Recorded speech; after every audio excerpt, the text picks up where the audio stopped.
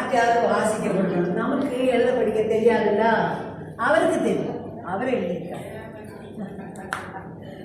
அப்போ கண்டா புறணப்படுவாங்க, ஆனால் இருப்பாங்க கண்டா புறணப்படாது. எனக்கு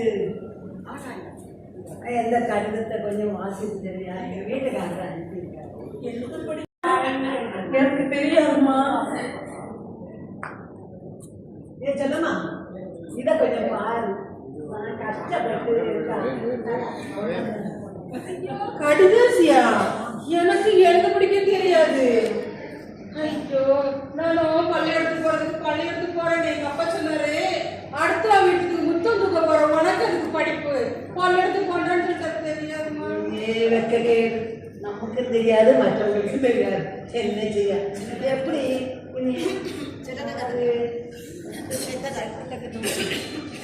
சொல்லாத யார்கிட்டையும் ஒரு கடிதம் அனுப்பினாரு வீட்டுக்காரரு, வாசி.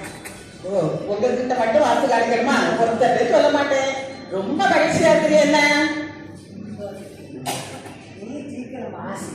வாசியம்மா, எனக்கு பிரசவாலமா இருக்கு.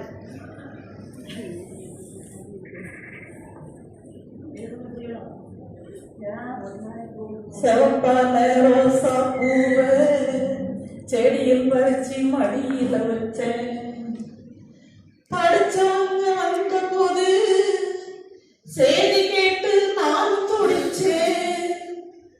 படிச்சவங்க வந்த போது செய்தி கேட்டு நான் துடிச்சேன்.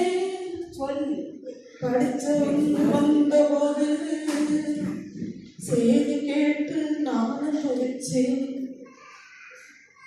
ஏமா கொஞ்சம் மனசை தேர்த்திக்கிடுங்க. என்ன ஒண்ணு இல்லை இந்த கணவர்கிட்ட இல்லையா தவறிட்டாரு.